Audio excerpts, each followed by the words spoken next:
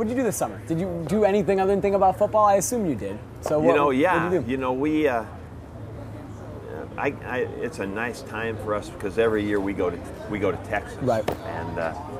And we with my son Matt now being down there with his wife Lydia, we get a chance to see them and kind of enjoy a time away, you know. And it's too far to go, and everybody says, "Why do you go?" Because it's so hot that time of year. Right. But we like it, and I do most of my practice planning for fall camp down there. It's a real good time for me, and we also enjoy ourselves. You were able to see Matt when he came up for the NCAA championships. We saw you at the track. What's it like seeing him doing his job and coming up here? I and absolutely Texas? love seeing my son, you know, working in the sports industry. Yeah. It was when he was working at Oregon State. It was fun to see him in the media scrum with the camera in the back, and I really missed him when he first moved to Texas. But you know, then he's had some great experiences and has kind of gone out on his own a little bit, which is pretty good for him. And then you know, he had been covering their baseball team. Sure. And so I called him and said, "Hey, you're going to the World Series with the baseball team." He said, "No, I'm coming to Eugene tomorrow." And that's when we saw you guys there. Nice. But it was fun. I went down there 3 nights and had dinner with him. So cool. That's a neat thing about sports in general. A lot of times you can get those connections, you know, through different ways, and makes it pretty special. Very cool. You've been to a lot of these, more than any other coach that's here right now. Can you reflect on this event specifically? Even got back in the 90s, but 2003, even when you started your current tenure at Oregon State, to what it is now, and the difference. It's amazing. It has grown, you know, amazingly big since that time.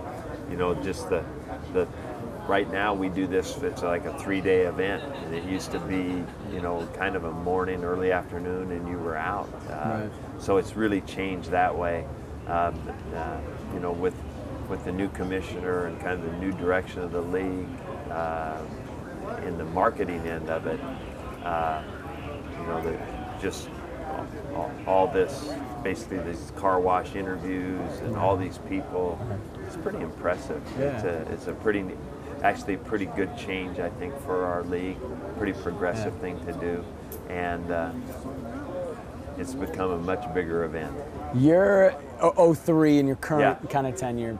Kyle Whittingham is 05, I think. Yeah. No other coach was before 2011, which is crazy. Do you ever sit back and reflect on how long you've been in Oregon State in the current I think you're the 8th longest tenured coach in college football. Country, do you reflect about that at all? Yes, I do. You know, and I think I've reflected more about it since I turned 60 a year ago. Okay. You know, because I don't mean this to sound corny, but it really makes me thankful for it. Yeah. You know, I think it's a special thing to get to do. It's kind of unique. You know, sometimes in our business, you know, they either make you leave or it's easier to leave. Right. You know, to start fresh and get a new opportunity. But I'm very, very glad that I have stayed the course and been able to stay the course at Oregon State. I think that what I have learned is that you can establish a program. You can have something that lasts and has some substance to it, and that's what I'm thankful for, and I want to continue. I would like this to be my last job. Why do you feel so connected to this school? Other than obviously your roots in Corvallis, but why this program in this school? Well, you know, I think I'm connected to Oregon State initially through my past, but more just because we really decided when we came back in 2003, after being given the opportunity before that in '97, when we came back, we wanted to set our roots down. Yeah. And I believe in the place. I think there's lots of places where you can get an education and do, but I like the college town for young people. I think it's a great place for young people to grow, and that kind of environment I'm appreciative of. The other thing is that, you know, I like, you know, I think there's a certain attraction of certain kinds of people to places, so I like the people that we've got at Oregon State in the coaching staff, on our team. I think that all kind of blends into an identity of who you are, and I like the identity of Oregon State. How much longer do you have left? You know, I don't think about that, yeah. Jake. I really appreciate what I'm doing more and more. I'm energized by it as much as ever. I like the football part of it.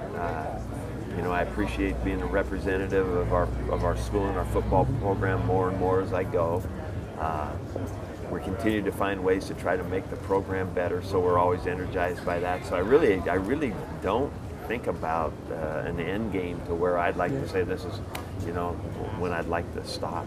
Do you still feel fresh mentally in this profession? Yes, I do. You know, that's the neat part for me, because the football is ongoing. You know, we've had our systems, offense, defense, special teams for a long time, but it's always fun to look how to make it better, or what to add, or what to take out, or what to tweak a little bit. And I love doing that more and more all the time. That's that has continued to be fun for me. And so I'm absolutely energized by the football part of it. And then the other thing that is really, I think, neat is I think the relationship with the kids through the years, pretty special. And to be at a place long enough to have guys that, many classes now that have been through, that come back around, and, you know, so you're connected with that group.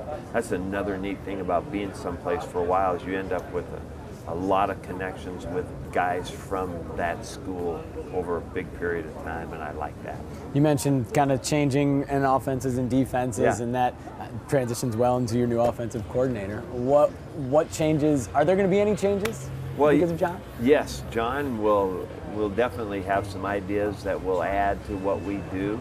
You know, his first order of business was to learn what we do, you know, terminology and the plays and all that. But I told him after that, you know, what we all try to do with it is try to tweak it and make it better. This is a better way to run this route. This is a better way to block this play. This is something we should add to the whole package. We want to continue to do that and still have that inventory in a, you know, kind of a concise enough way to really be teachable. And so that balance is very important. But you know, John is, I think, a great addition to our staff. He's bright and fun, and I think will really add to us. It seems like in the limited interactions that I've had with him and seen of him, that he fits in very well in the culture of the program. Do you agree with that? Yeah, I think for sure that he gets it. Yeah. I think he gets Corvallis. I think his family does. You know, and you know, you're talking about a really good football coach, but also a good guy, you know, and so I think he probably fit a lot of places, but I think he gets Corvallis and understands what he's getting into and likes it. He played for you in San Antonio, obviously. Yeah. Any plans to bring on any other Rough Riders in the staff, like John Bradshaw Layfield, maybe, or any of the other famous guys? Wouldn't that be fun? That would. I'm sure they'll be calling. Now, you know, I've run into some guys over the course of this last year's recruiting that played on that team that has been really, really fun, but I don't know if any of the other ones are in coaching except for Jason and John. Sure, you know, I'm not sure about that, but that was a good group. Yeah. I've got 9 former players, Beavers, that are working on our staff right now, either as full-time guys or graduate assistants or interns. So I love having former players involved in what we do, and I'd reach back a few more years to get John, but that's all. There's always a comfort to bringing people like that on. Very, very cool. You guys have been known the past couple years in fall camp for doing some fun stuff. Yeah. Whether it be popsicle breaks or having a DJ or water balloon fights. Where does that come from? And what does that do for the team? You know, beyond just having fun. We have done some fun stuff, and it does not come from me. The ideas. You know, I've got, Jay Losey, who kind of works in our development with the mentorship of our team. Yep. He's got some great stuff. And the other guy, Ryan Gunderson, who you know, Gundy's always thinking of something kind of fun to do. And, you know, back in the day, you know, I would have kind of balked at that probably, you know, some of the stuff that we do, I probably would say, well, that's a little more practice time or a little more meeting time. But what I've noted is it really doesn't take much time, and it's really fun. Yeah. You know, it really kind of just go out of the box for just a little bit, and it develops a little bit of a different kind of an attitude and atmosphere about the players' feelings for their team. Yeah. You know, sure.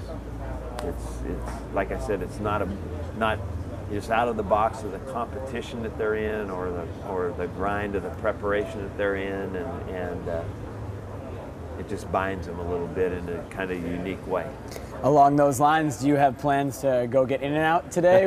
If Sean and Michael do well in their interviews today, do they get in and out? Is that how it works? I'd love to take we would definitely do that for sure. Right. Except I don't think our flight plans will call for it.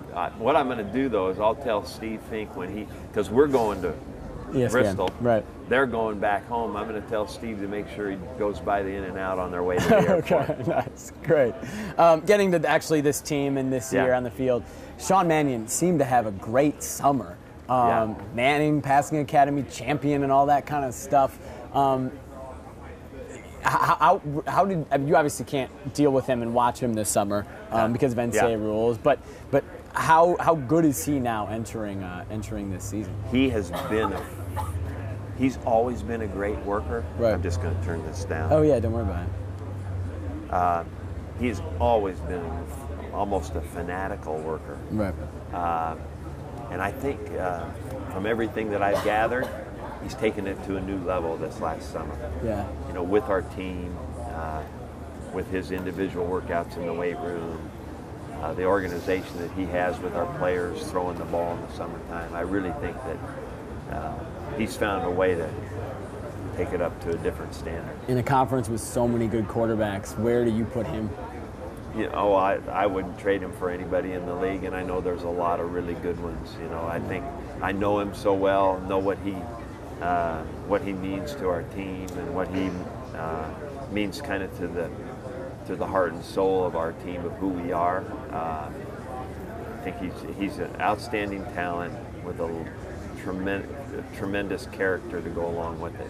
Finally, run game, obviously, when you guys have had success in the past 10 years or so, you've had a really good running back, and the run game has been a little tough for you guys the past few years, but not the final 2 games of last season when you guys really ran the ball well. Yeah. How do you continue that this year, and how important is that for your success to do that? I think that's a great point as to why we had a rough time in the latter part of the season. Is that we were playing really good defenses and had not been running the ball, and so really didn't threaten them with the run at all, and so everything became harder.